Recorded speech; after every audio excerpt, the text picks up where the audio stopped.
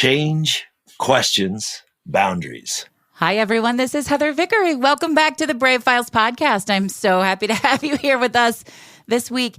Hey, did you know that I do a weekly live show called Brave in Action? I do, and you can join me every Wednesday at 1:30 p.m. Central for a short live show where I share some simple ways to invite more bravery, peace, and joy into your life and into your business. Make sure you're signed up for my newsletter so that you can get easy access to the live show links and hear what each week's topic is. Visit vickeryandco.com/social to sign up. I look forward to seeing you. I'll be able to tell that you're there and I can talk directly to you. I'm looking forward to it. Okay, y'all, this week's conversation was so much fun. Formerly known as John, and now Quinn the Eskimo, he joined me to talk about his journey through an incredibly conservative Christian life into one of questions. So many questions. And the more questions Quinn asked, the more he discovered was possible. This eventually led to a total life transformation, new opportunities, a completely new way of being. I think Quinn is so much fun. This was a fantastic conversation. Come along on the journey with me right now.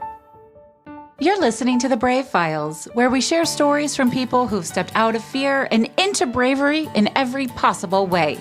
What we know for sure is that when we choose bravely on purpose, we choose bigger, we win bigger, and it's contagious. It's our hope that these stories connect with you and encourage you to embrace bravery in every possible way, day after day. Together, we can build a movement that enriches both our lives and our communities. The Brave Files is brought to you by Vickery & Co., a success and leadership coaching firm dedicated to helping you build a life and a business that you are absolutely in love with. Vickery & Co. offers group programs, membership communities, one-on-one coaching, VIP days, corporate trainings, workshops, keynote speaking, and so much more. Visit vickeryandco.com to get all the details. Hey, brave ones. It's Heather Vickery. Welcome back to the Brave Files podcast. Y'all get to meet my new friend. I decided we're friends, Quinn. I hope that's okay. You get to We're meet definitely friends. my new friend, Quinn, today. Quinn the Eskimo, which I have to tell you, my daughter, my 9-year-old, this morning was like, is he really an Eskimo? And Hey, I have an igloo, actually. So okay, one of my TikTok followers built me an igloo and wrote my name on it. So I love it. We'll have to talk more about that in a second. Quinn is a really fascinating guy. I wrote in here, we'll see if you're going to like this or not. I put in recovering Republican because I couldn't help it. Or Republican that has some conservative. truth to it. It has some truth to it. Who's decided to share his story with us and connect with you folks in a really deeply and authentic way. We met on TikTok. You just heard Quinn say that, and y'all know I love the TikTok, which I apparently say with my Midwestern accent, and everyone thinks I'm saying tic-tac, but whatever, I'm not. Quinn is a teacher, a leader, a creator, a guide, a musician, and he tells me that he's afraid, but he's ready. Quinn. I am afraid but ready. Welcome to the These are the Brave most Files. exciting times in your life when you're afraid but you're ready. Yeah, that's because there's only potential ahead. It's my whole business, man. That's it. Welcome to the Brave Files, friend. Thank you. It's quite a welcome. I appreciate you taking the time to be here. So just for folks listening, Quinn is not your given name, but it is the name that you now go by and embrace. Yes? Yeah, that's true. Actually, I kind of I think of life as like TV shows and series, seasons. And I had season 1 and my name was John and I was a certain way. And then I came to this life change where I had to discover okay, who do you want to be in your next season? And so I took the name Quinn to kind of exemplify the mission that I came up with. I really love that. I love that concept because we do know that life is seasonal. I hadn't really thought of it like TV series seasonal, but it's a really impactful, kind of way to embrace that we do, or at least I hope we all do shift and change. I mean, it's kind of a bummer to think that we stay one way always at all times. And there are people out there who do it, but most of us don't because life creates change. Like if you're actually That's out there right. living it. So There's one of those words. change one of your words. Yeah, see, I love my 3 words. I love them. Or your 3 words, but I love the fact that we do it in every single episode. Okay, so can Yeah. you give us a little background on season 1, the John season? Yeah, absolutely. I grew up in a very religious household. My family are actually all pretty famous Catholics. We've all been in ministry for a long time. And I was always kind of the black sheep and the rebel of that, even when I was in ministry as well. But I raised a family. I had 8 kids. And, Holy shit. You have 8 kids? Yeah. Yes. Yes. So like a good Catholic boy. And I was married to a horrible woman who had bipolar. But and mental health doesn't make you horrible, but she may still have been horrible. Well, we'll disagree on that specific example. But and that was my thought, actually, is that, hey, she's sick. I have to take care of her. Those are my vows. Also right? not fair. And so I stayed in a toxic relationship for 25 years as I raised my kids. And I ran a lot of businesses.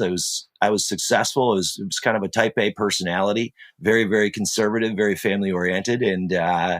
And then season 2, I became Quinn. And basically that was when my kids basically didn't need me anymore. They're growing, they're all over the place. 4 of them are in the U.S. military. And so all of a sudden it was like, you worked so hard and your entire identity was being a dad. Right? And now what do you do? Who are you? What's your purpose? And so, like I told you, I think when we talked earlier, I ended up getting quarantined and spending the first part of COVID stuck on a beach in Florida. Literally one of the most beautiful places I've ever been to. In fact, I lived in like 6 countries this year, all along the beaches. And I'm like, there's nothing like my home beach. Right. But it was miserable because I was like, all day long, I would have to sit on the beach and just think, because I was like, who am I? What am I going to do? Like, what's my purpose? And after a while, it's like Tom Hanks on the deserted islands. You're like, this place isn't so great. Existential crisis on a beautiful beach. Yeah. Yeah, that's better than a snowstorm, I guess. But boy, it's true. You feel like you should be happy on a beach, though. You feel like, God, I should be like really super happy and excited. But when you don't have a purpose, you can't do that. You know what? That's an interesting concept, though. And I come up with this a lot. So I'm certified in positive psychology. Folks who listen to this show know all the time. I've written 2 gratitude journals. Gratitude is really important to me. And that whole concept of, well, we should be grateful for everything and not feel bad, or we should love this. And fuck should, because fuck should. You can and do as humans. We can feel grateful and sad at the same time, and we can enjoy the beach and wish we could go somewhere else at the same time. And we can be struggling and still admit that our struggle probably is not as bad as lots of other people's struggles. And so, yeah. Well, people may not see our struggle either. And then they impose that on us. Like, one of the examples that I used when I was in Costa Rica, I met this beautiful young woman from the Netherlands. We became very close. She called me her American dad. We just sit and talk for hours. And one of the things that we ended up talking about was her looks, actually. And the fact that, like, when she's depressed, people are like, they don't understand it. They're like, well, what do you have to be depressed still beautiful about? Yeah. Exactly. And there's a lot of us that suffer with things like that. Like, we may have a successful business, or we may have lots of money, or we may be beautiful, or whatever. It doesn't mean that inside we're not wounded and depressed and suffering with the same exact things as the rest of the people, right? Absolutely. So, but then that idea is forced upon us, and then we feel guilty for being depressed, or we feel like there's something wrong with us, right? And there's nothing wrong with us. We're normal. We all go through this stuff. Yeah, absolutely. Okay, so Quinn, can we chat a little bit about your sort of personal transition from being very conservative to going, wait a minute, I have questions. And I love that. So the very first video of yours that I encountered on TikTok was you describing this moment of, wait a minute, I have questions. And there's the second word. And I think... I know. I didn't even know. I wasn't even looking at your 3 words, but I believe that is the gate that opens everything, and the gate to oppression of any group of people anywhere is keeping them dumb and not asking questions, uneducated Oh, 100%. and not asking questions. And so we change when we ask questions. Right, and it's the one thing I've always hoped to instill in my 4 daughters is don't just believe, even me, ask questions. 100%. Yeah, 100%. So yeah, can you tell us about that shift for you? Because it was a pretty massive shift. Well, yeah, absolutely. And the thing about these questions too is like when we talked a little bit about conservatism and religion and politics, so on and so forth. But there's a story from the Bible actually that's an interesting one that pretty much everybody knows. It's like when this child is acting up and all the adults around are like, get rid of the kid. And Jesus is like, no. Unless you're like this kid, you're not going to heaven. And I've thought about that, and I'm like, what is a kid like? And you know what a kid is like? Why? Yes. Why? That's what a kid's like. Yeah. My daughter used to say this incessantly. I had to actually start this thing where I would distract her by saying, because it's time to mow the lawn. And she'd go, huh? And like go look out the window and be like, I got a break, right? But that's what kids do is they question. And what we do is we tell them stories. That's what we do. We start with Santa Claus and the Tooth Fairy and this and that, right? Ichabod and Crane and the Headless Horseman, right? And as they get older, they start to question those stories. I don't know. I saw Dad under the Christmas tree with the Santa Claus costume on. Mom was kissing him. Yeah. Wait, maybe Dad is Santa Claus, right? Yeah. Wait, what about Billy's dad? Maybe all dads are Santa, right? We start to question, and then we get more stories. And one of the stories we get the most is religious stories, and we get them 365 days a year, right? And so the problem with that is just like you said. When we get these stories, what happens is the religion story says, don't go any further. It says, don't question. And if you do have to question, ask us and we'll give you a stock answer. Right. But they tell you have all the answers. The answers are Jesus, right? Jesus is the only one that can satisfy. The conservative movement today. That is the conservative movement in America today. It's the Jesus movement. It's we have all the answers. This is that, blah, blah, So. But it's not. It's not. It's the fake Jesus movement. And I'm an agnostic. Right, exactly. I believe in spirituality and something and all of these things. So, and I also, I believe in freedom of religion. You can believe whatever you want as long as your beliefs don't take away somebody else's rights. Right. Exactly. And this movement, I have a lot of really good friends. I have some incredibly close friends who listen to this show who I know for a fact are incredibly religious Christians. Sure. Me too. And they teach me a lot of really wonderful lessons about not making assumptions because it's hard because I'm a member of the LGBTQ community and I have been persecuted, specifically targeted by this, they're not really the party of Jesus, are they? Because they don't follow anything that Jesus actually taught. Jesus wouldn't even recognize the Christians today. If he came back today, he'd be like an immigrant coming across the border and they'd have him in a detention camp. Yeah, absolutely. Absolutely. So, okay. All right. So, yes, we tell these stories. You started asking questions. Yeah. And I think it was about a book. Right. So what I realized is I was like, Quinn, you thought all this stuff was true. And yet there are periods in your life when you were questioning still, and you didn't really like the answers they were given. And so I just started digging deeper. And there were all these different experiences that I had while I was a conservative Christian living in Texas. And each of them was like a little puzzle that said, these answers are not adding up. You have to keep questioning. And that's actually why I named my new podcast, The Provocateur. I know. Because my whole goal is just to provoke people. It's to conflict you. It's to make you a little uncomfortable. It's to get you to call me on my bullshit. Like fight with me, debate with me, think about this stuff, question everything. Like that's the whole idea behind it. Because when you start questioning, then it leads you to growth. And we should never stop questioning. We're never going to have all the right answers. And anyone who tells us we should stop questioning is part of the problem, which leads to our third word, which is boundaries. I know. I have that on my list. And I want to put a pin in boundaries for a second because they are powerful. And I have entire, keynote presentations on them. They are life-changing. Correct me if I'm wrong, but I think one of your pivotal moments was around a book. Yeah, that was one that I think I made a video of. That's probably one of the videos you saw. But Mm-hmm. yeah, it was this thing, this whole uproar about like I think it was like Obama getting off a plane or something. He was carrying a book or whatever, and I don't even remember. I could be mixing up stories, but there was this book became like super famous, right? And it was Saul Alinsky's Rules for Radicals, and I mean that's all we heard for like a year and a half on Fox News. The evils of Saul Alinsky and these rules for right? And at the time, I was meeting weekly with these four guys, and we basically just shot the shit about everything, right? And these guys were all very conservative, and they were going crazy over this book. Can you believe it? We're all turning into socialists. And I asked them this simple question. I said, have any of you guys ever read the book? Because I hadn't. And I was like, I was taught that if you want to know something, then go read the book. Don't talk about a book you never read. That's ridiculous. I appreciate that from your very Catholic family. Right? Like, because a lot of conservatives don't encourage reading.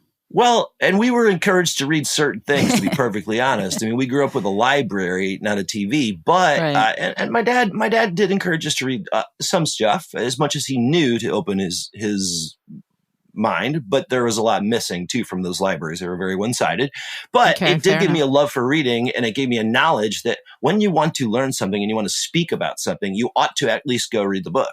And so all these guys said, they started blustering. Oh, I read about it on Fox News. Well, you didn't read about it. So you watched somebody talk about something that they may or may not have read. Right. Yeah. And so I just couldn't believe this. And so I actually ordered the book off Amazon, and I read it, and I was like, oh my gosh, like, and it was a decent book. It wasn't like great, but I was like, this is nothing like I was told. There's nothing wrong with this book. It literally is just marketing and community organizing. And some of the ideas are pretty good. In fact, as conservatives, you're doing half of them. Yeah. But it started to really make me question then, what is this agenda that's being pushed at us? This agenda of fear that's being pushed at us, and why? And it's just questioning, and more stuff started to tumble to the ground. And so, yeah, and all these, like I said, all these little moments like that kind of came together. One of the other ones is when I actually took a mission trip to Cameroon, Africa, and I became really good friends with this guy there. He was our bus driver, and he was a Muslim dude. First Muslim I'd actually met in my life and sat down and had conversations with. We became like best friends, and we were very, very much alike. We were both young fathers, both worked in our churches, this and that, blah, blah. The only difference it was that he was a black Muslim from Cameroon and I was a white Christian from America. And at that time I thought, random geography. That's it. We're literally just born somewhere. And I mean, listen, if you were born in Saudi Arabia, chances are you'd be a Muslim. If you were born in Muncie, Indiana, chances are you're going to be a Christian. It's just what it is. It's random geography. And so that caused me to question too. Are you from Muncie? No, I just made that up. That's just random. When my family's in Muncie, I was like, that's so random. Okay, sorry. Well, I don't know. I got Muncie for some reason. So there you go. I was reading your mind. You're right about that. Travel to me is the most eye-opening experience ever. 100%.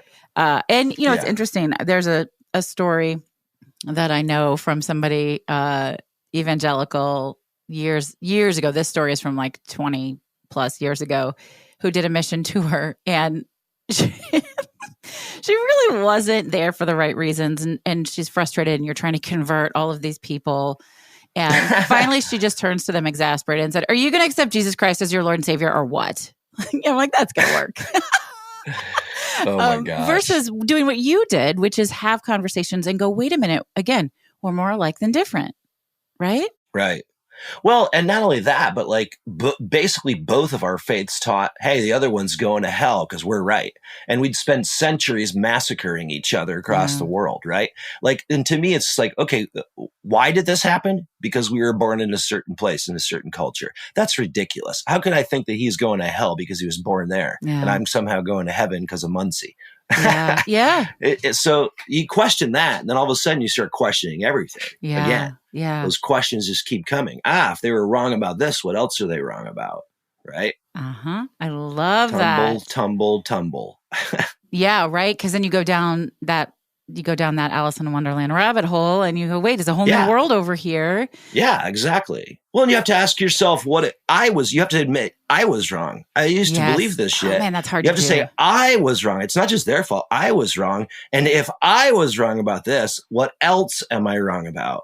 And so you start questioning everything. And that's when you truly start to become a child again. And you start learning, when we're children, when we're like 5 years old, it's literally the greatest time of growth for us. We're making over 1 million neural connections every minute. It's ridiculous how much our brains are learning. And then we stagnate as adults. And the only way to get back to that is to get back to questioning like a kid.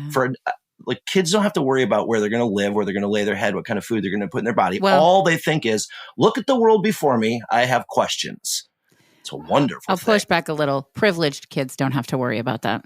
Well, that's true. That's true. Of course. I mean, I'm just, it's important to acknowledge that because yes, in this country, most kids don't have to worry about it, but not all. And it just...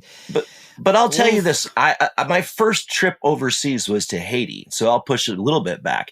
And I was somewhat, even though I was a poor kid in a rich town in America, in Haiti, I was very rich, Absolutely. Right? These kids didn't know where their next meal was coming from. Yeah. And I'm going to tell you, the thing that impacted me most there is that those kids were happier than I was. And I was like, what the heck is wrong with me? Look at these kids don't even know where their next meal's coming from.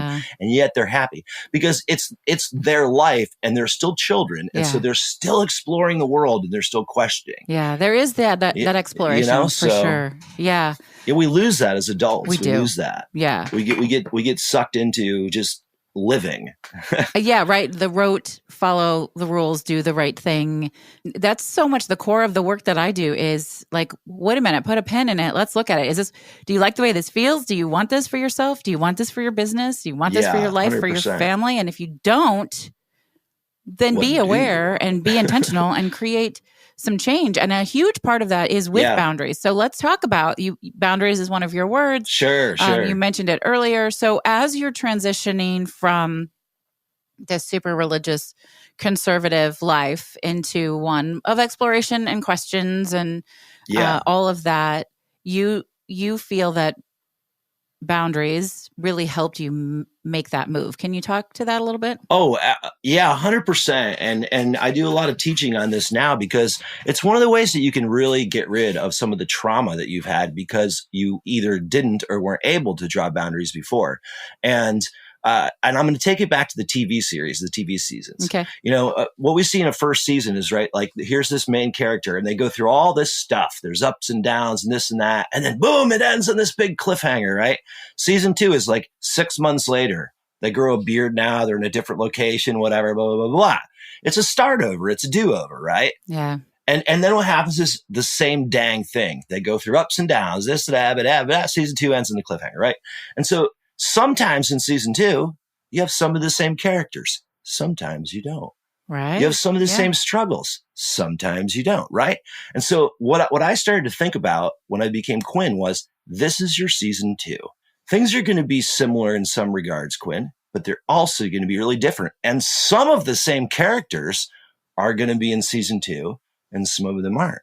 Some of them might return in season 3. Right? We don't know. What we do know is season 2 is in front of us. And so I took a little picture of it, put it on a shelf so I can look at it when I want to. Season 1 is over. Season 2 has begun. And that's why boundaries are so important because you have the ability to control who is in season 2.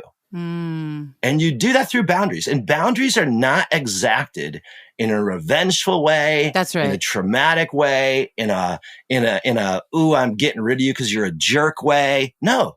Boundaries are exacted because I have a mission to do in season 2. I'm assembling a cast of characters and your audition fell flat. Maybe you'll be back in season 3, but we don't need your character right now. So we're just going to take you out of here for a little bit. It's no big deal. And I actually ended up telling my family that to explain to them like how I felt because there's lots of judgment and this and that and condemnation, of course. And I actually explained it to them that way. Listen, I love you guys. Thank you for being part of season 1. You're not part of season 2. And hopefully you'll come around and you'll be part of season 3. Well, that's a pretty big, bold statement. Not everybody is willing to say you're uninvited right now until, you can re-audition. I mean, you got to do it. You got to do it. That's the way you got to think of it. Like people are auditioning to be in your life. Yeah. How did they respond and to you that? get to say no. Well, I mean, in various ways. They responded a lot better to it than "fuck you," Sure. "I hate you," and "you can't believe you did this to me," or this or that. Yeah. They responded much better than if I just debated them and argued with them. So I'm not going to argue with you.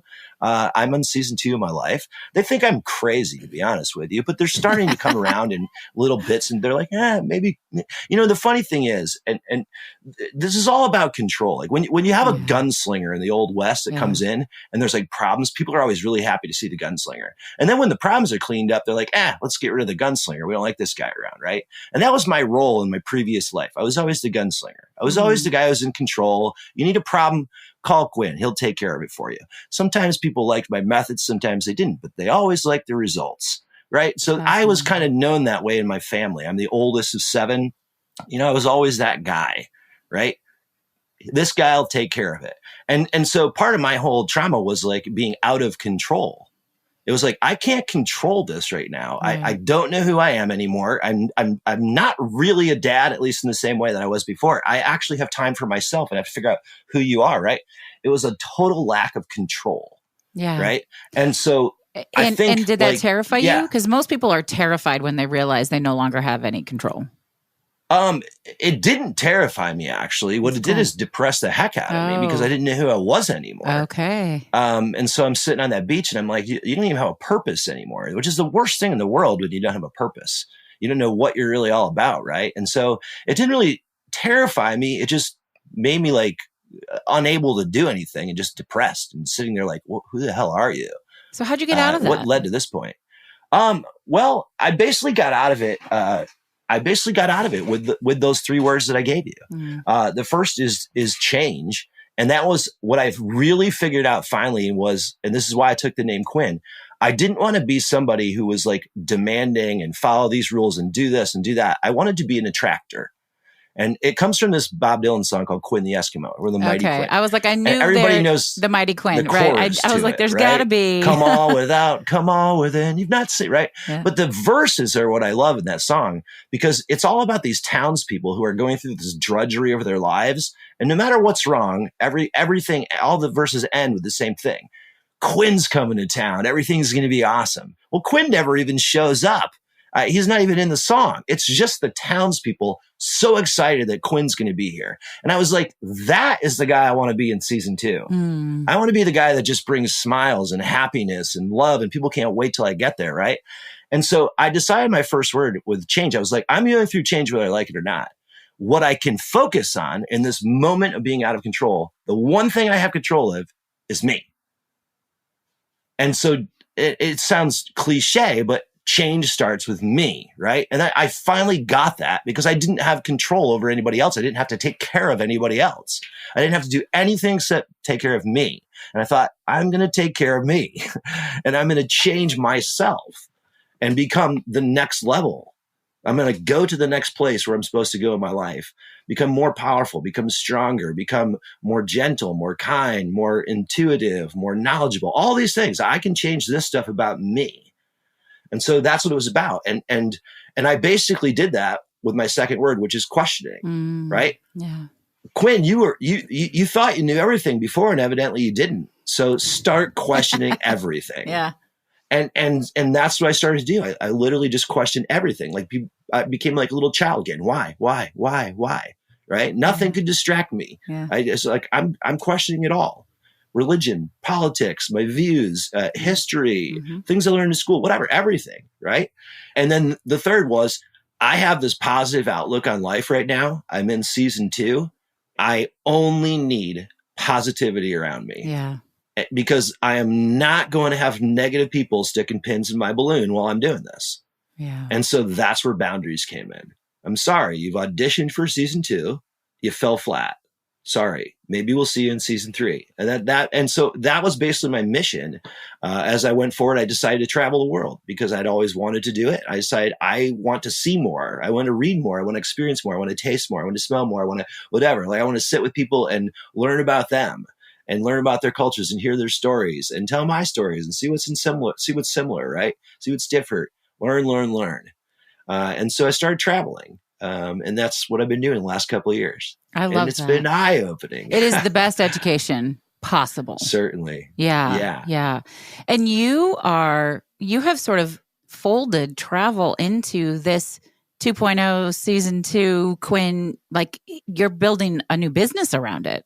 I am now. Yeah, I really am. So it's funny because when I was raising my kids, and when I was a full-time musician on the road, and I had 7 kids, and then my wife became pregnant with our 8th, and she had this extreme case of placenta previa. She had to go in the hospital for like a couple of months. Oh, wow. And so I had to basically cancel all my tours, come home and raise 7 kids by myself. And I was like, oh my gosh, wow. This is hard work. So I did it. I figured out a new career by doing it and everything else. But the hardest part was having no adult communication. Yeah. I was like only kids. And so I used to watch Grey's Anatomy, which was popular at the time. And because it's like one of those shows you don't even have to watch. You could be folding laundry, making lunches, whatever you want, right? You can just hear it and you know what the story is. You know the voices and the personalities of the characters and so on. And literally, like, it sounds crazy, but these people became my friends, like Sure. George and Alice and Izzy and Meredith. I was like, all right, I have some adult speak right now. I love it. Right? Grey's Anatomy was my social circle. Honestly, it really was. And so one of the things that they talk about in there, this teaching hospital, is the whole idea of like their teaching program, right? Which is like watch one, do one, teach one, right? And it kind of became my motto. I loved that. Watch one, do one, teach one. And so when I started the season 2 of Quinn, like, Quinn, go figure out who the hell you are. I wasn't thinking, Quinn, how can you impact the world? I already impacted the world plenty in my former life. I wasn't thinking that. I was just thinking, Quinn, go fix yourself. Go figure out who you are, right? And so that was like, all right, I had watched this for years. I used to have maps on my wall and watch YouTube shows of people traveling. And Anthony Bourdain is my hero of heroes, right? Like, I've watched this stuff plenty. I was like, it's time for me to do it. Watch one, do one, right? And so I did that for a couple of years, and now I'm at the teach one. Yeah. And so I am pumping out content left and right. I know what I have to share now. People have started to be impacted by my TikTok, which is, I never planned for that to happen. It was literally just documenting my life for me.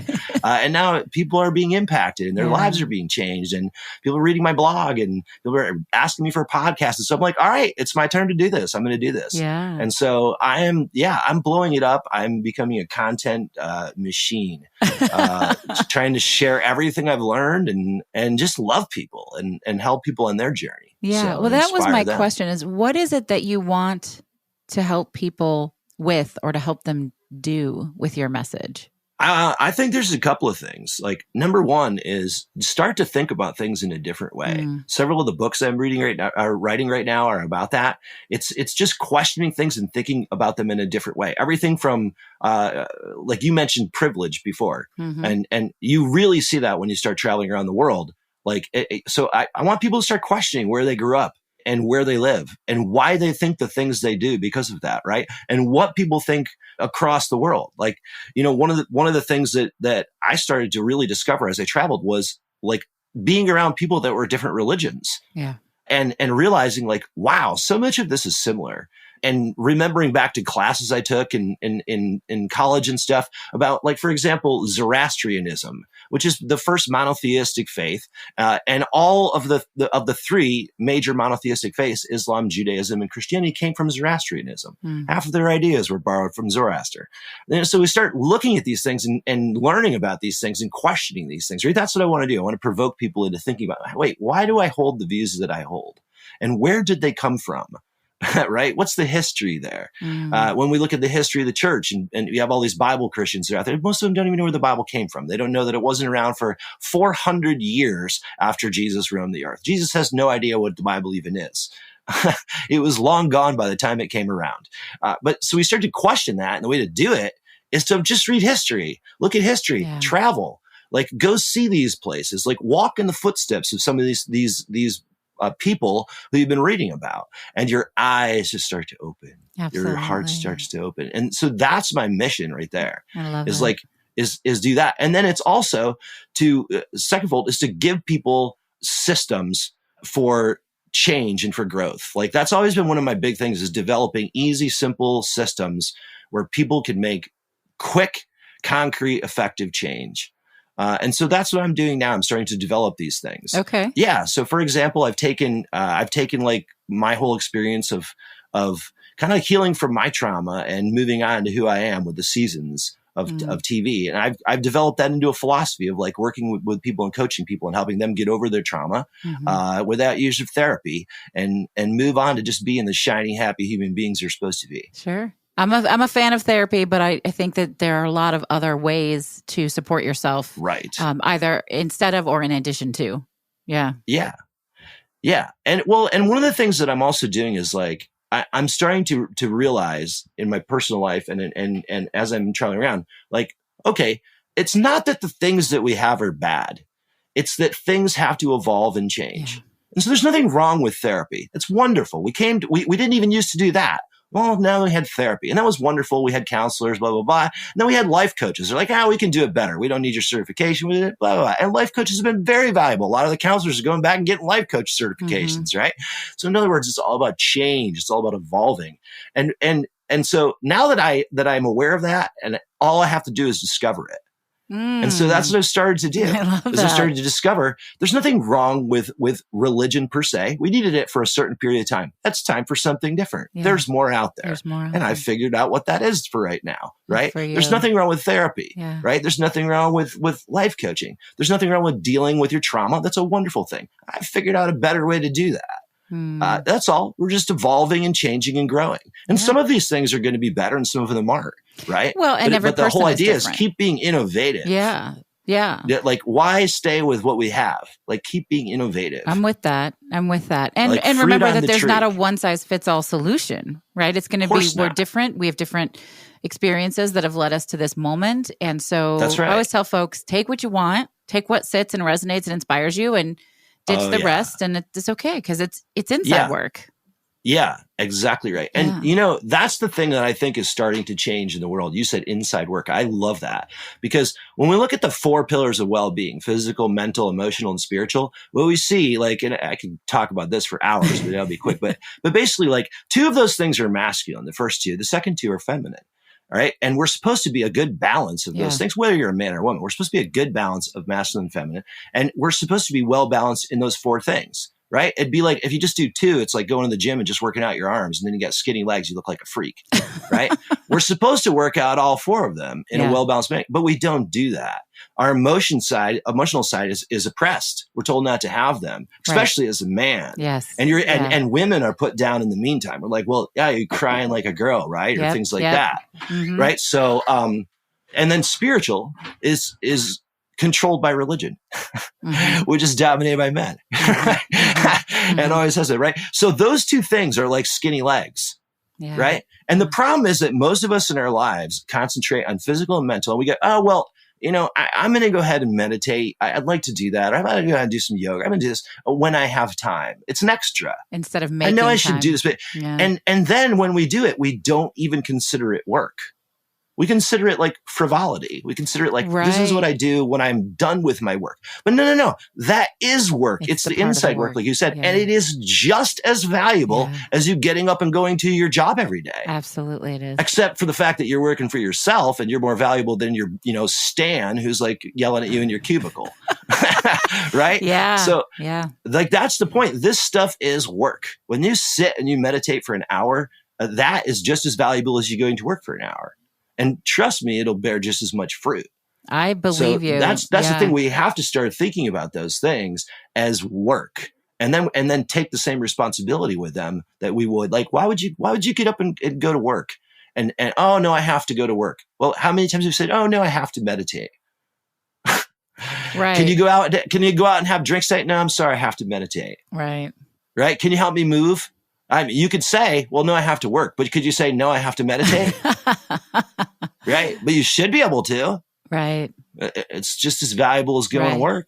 I just totally as valuable agree. as that conference call. So it's a mind shift, you know? Yeah. Prioritizing that time for, we'll use the soft skill word, which is self-care, but it is so much more than that.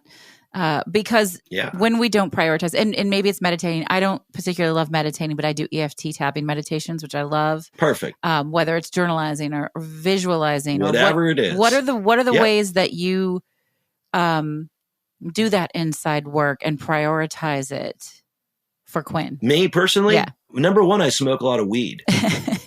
Honestly, and Sure. and A lot of people do. that's actually what my next episode of the podcast is on, because there's a lot of benefits to smoking weed. But honestly, I think the biggest benefit is that think about a weed smoker. What do? They concentrate on those two things, emotional and spiritual. They're sitting there contemplating the universe. They're sitting there just playing an instrument and feeling the feels, right? They're not out there working. You don't think of a weed smoker as like, oh yeah, they're out there like working on their degree, or they're hustling for their money. Right now, they're like throwing a frisbee around and appreciating nature. Yeah. Right. Okay. So, and I'm making sweeping generalizations here, but that's okay. I'm a weed smoker, so I get to. So, but the point is, what this can be is a valuable tool for you to actually sit there and focus on those other things. Yeah.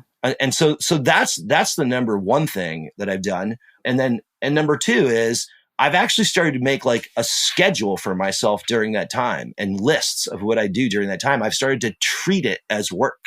All right. And so I time, for example, I'll say, you're going to sit, smoke a joint, and meditate on these three things for the next hour, Quinn. Right.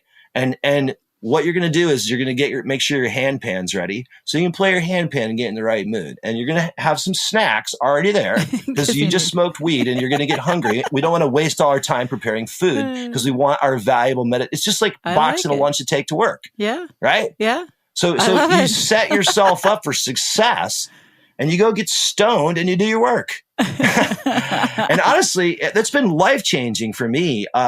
In fact, I started this thing for myself about 1.5 years ago called the 5 a.m. Club. And I decided I'm going to go to work in the mornings when I am most productive in these two areas, the spiritual and emotional. And I'm going to go to work and I'm going to treat it like work. So I started taking these things. I'm going to get up at 5 o'clock in the morning and I'm literally not going to do anything till 8 o'clock in the morning. Like that's it. That's my work time. And I did that for a very long time every day. I journaled the whole thing. I kept track of all my lists, the thoughts I came up with, everything. And it was extremely productive for me, to the point where I could get a little mystical here. But I actually ended up having like some really crazy things happen because I was focused. It's just like if you go to the gym, right? And you work on your muscles. Mm-hmm. What do you expect will happen if you go to the gym every day for 30 days? You expect my biceps will be bigger. Sure. You expect that I'd be toned. You know what to expect. You're going to be stronger and more powerful. Well, what happens when you go work on your emotional side? Yeah. What do you think happens there? Absolutely. Well, you're going to be stronger. You're going to be more powerful. Right? You're going to be fit and lean, emotion. And so the first thing we have to do when we start working on this stuff is we have to envision what will happen so we believe it. And so I started envisioning this. I said, 100%. Quinn, what's going to happen when you work out your emotional and your spiritual side? I started thinking all this crazy stuff, right? And I started to realize like, you are going to become powerful. What's that power going to look like? And then honestly, I hate the word manifest because it's been just stolen by Christians once again. Mm-hmm. But it really was manifesting those dreams. Yeah. It was living those dreams and working on those dreams until they became true. And I actually really did become very powerful in those areas. And my eyes started to become open. Actually, I've had so far in the time span I've been doing this, I've had 8 mystical experiences of like all sorts of things. Prognostication, for example, knowing things are going to happen. I've had things where I envision you have to go here and you have to wait there, Quinn, because there's a girl with blonde hair coming there from France. That's cool. And then I go there and it happens. That's really cool. Over and over and over again. And I sometimes don't know. I feel like a toddler just learning how to walk, like holding the couch as I fall, right? Mm-hmm. I'm just learning that there's so much out there that we can do and we're in tune in these 4 areas, right? I've had physical healings take place. I've acquired this ability to touch people and share their energy. And I've had physical and emotional healings take place because of that. I've envisioned things for people that like their life, what's going to happen to them. And it's come true. It's cool. And they're like, oh my gosh. Yeah, I was traveling with this guy named Alejandro for a long time, this Guatemalan guy, wonderful guy, 31 years old. He's been to 32 countries already. He's just an incredible guy. We were traveling together and I never had any of these happen with him. Like nothing, but I would talk to him about it. I would tell him, oh my gosh, then this happened. Yeah, okay, sure, Quinn. He never believed me, right? I don't know whether to believe you or not. Like maybe you smoke too much weed. Maybe you're crazy. I don't know what your deal is, right? And so at one point, I told him, So we have to go to this place, Costa Rica Backpackers. He's like, well, what are we going to go there for? I said, I don't know. We have to go there, though. It's kind of on our way. We should spend a couple days there. We're supposed to meet some people. We're supposed to meet these two guys. We're on our way to Puerto Viejo, Costa Rica. I said, they're going to come with us to Puerto Viejo. And he's like, oh, God, here we go again, right?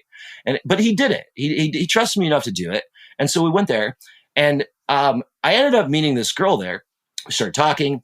And I had one of these kind of mystical experiences. And basically, for the first time since I had one of these, Alejandro was in it. He wasn't there with us, but he was in this like prognostication of what was going to happen, right?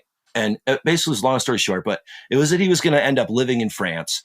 There's a lot more, but just say living in France. That's the important part in the future. And so I ended up telling him about it. We're sitting here. It's our last day. Like literally the car has started. And I'm like, we just have to wait a little bit longer. These two guys are coming. And he's like, oh, no. I just, whatever. And so he said, well, tell me about this thing that's going on. So I told him what happened with this girl. I said, yeah, the weirdest thing is you were in there and we visited you in France where you were living. And he goes, oh, no, I would never live in France. I said, well, I'm just telling you, dude, this is what it was. And he goes, well, I'm going to need some confirmation for that. This guy walks around the van. And he's like, hey, how you doing? And I go, oh my gosh, I've been waiting for you. I knew immediately he was one of the guys. I said, I've been waiting for you. And he looks at me like, what? I go, yeah, you're gonna come with us. I've been waiting for you. But that's so weird. Like, and I'm sitting there thinking for a minute. And so he starts talking to Alejandro, and Alejandro goes, hey, what's up? Where are you from? And he goes, France. And Alejandro just looks at me like, oh my gosh. And he's like, what's wrong? And I go, yeah, it's so weird. There were two of them. 1 second later, another guy walks around. It's his best friend. They're traveling together. He's also from France. And we go, where are you going? They go, well, we're going to Puerto Viejo. So the car's ready. Hop in. We've been waiting for you. Wow. And so we ended up traveling with them. But that's the kind of like stuff that has been happening. And it's, and like I said, I don't know whether it's all true necessarily. Sometimes I really feel very strongly about it, but I'm also a very logical, analytical guy, and lots of people feel things. So it's nice when the confirmations happen through other people. Yeah. You know, that says, perhaps you're on the right track. Well, most of it I just laugh about and I think, what can I learn from this? I don't really care whether it's true or not. Sure. But so far it has been. I love that. And there's so much more than we can know. And so much this more. Is a whole nother podcast episode. Maybe we can talk about it on your podcast. To me, like the whole quantum physics of that, the creation of the then now. Right.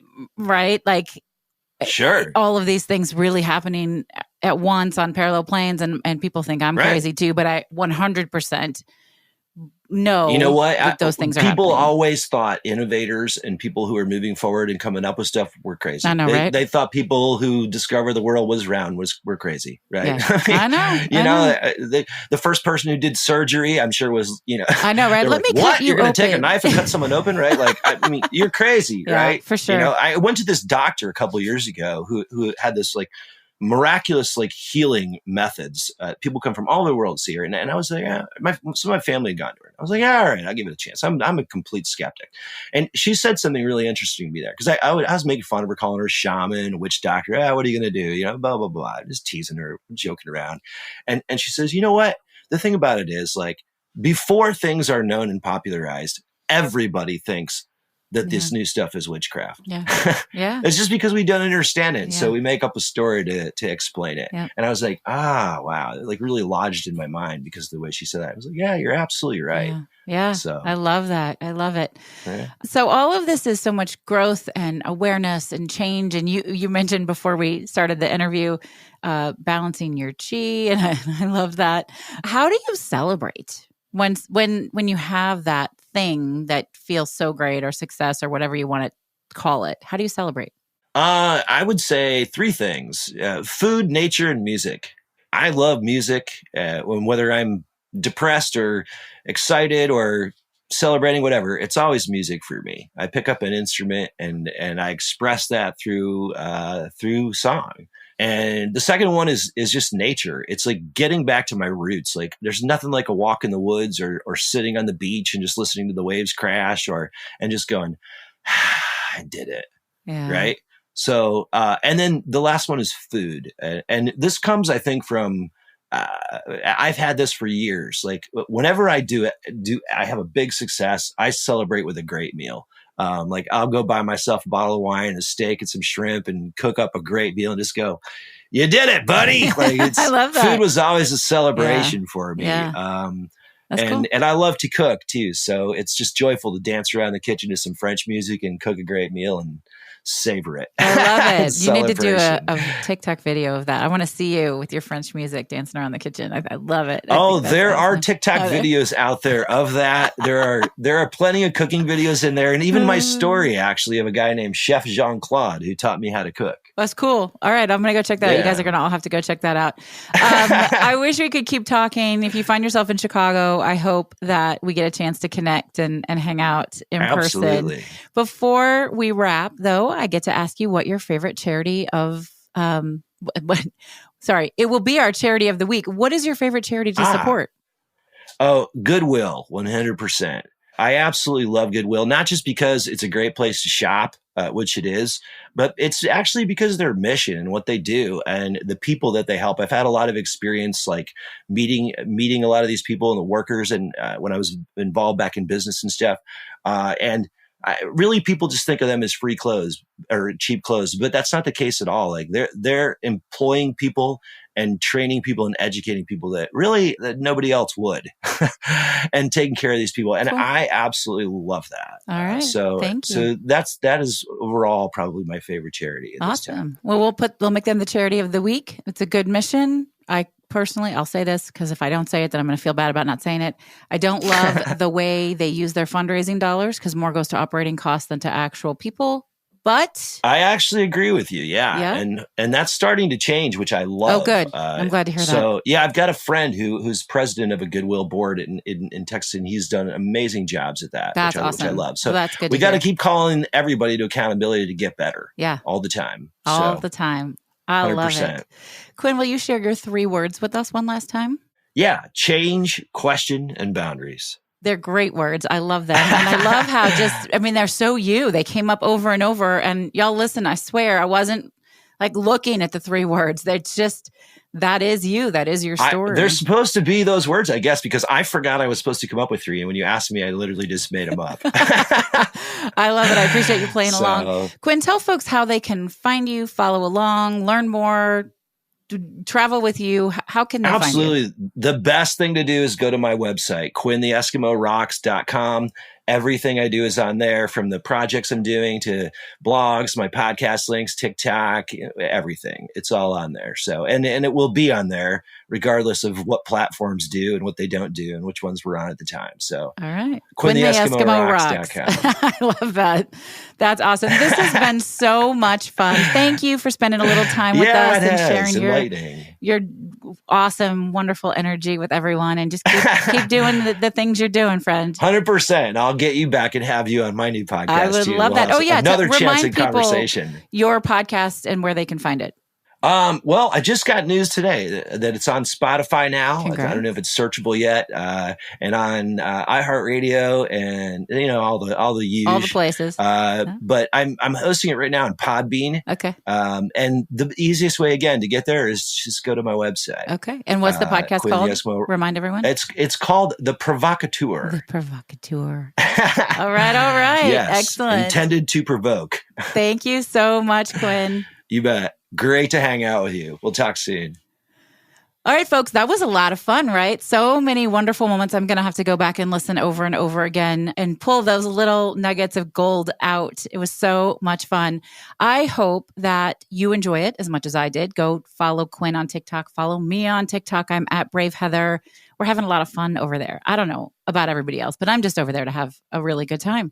Listen, if you like the show, it means a lot if you subscribe, rate, and review it. I tell you, it makes me feel really good. And sometimes I just need that extra support. So if you want to do that.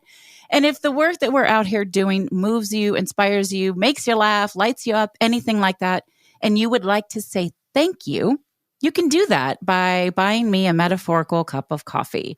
You can visit vickeryandco.com, say thanks, and whatever you feel the content is worth, the free content that we put out, it would be amazing if you do that. I'm going to give you some love here on the podcast, thank you out loud, and praise you and show all my gratitude. So vickeryandco.com/say thanks. I appreciate you. I love being on this journey with you.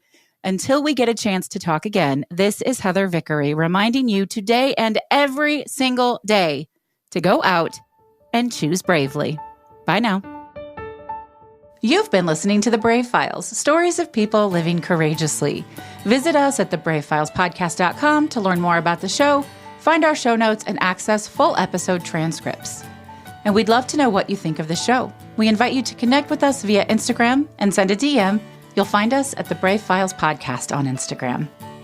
Our music was created and produced in a custom collaboration with Matt Lewis from ML Creative Consulting, a boutique firm dedicated to helping clients identify their unique sound and amplify their brand with custom-delivered soundtracks.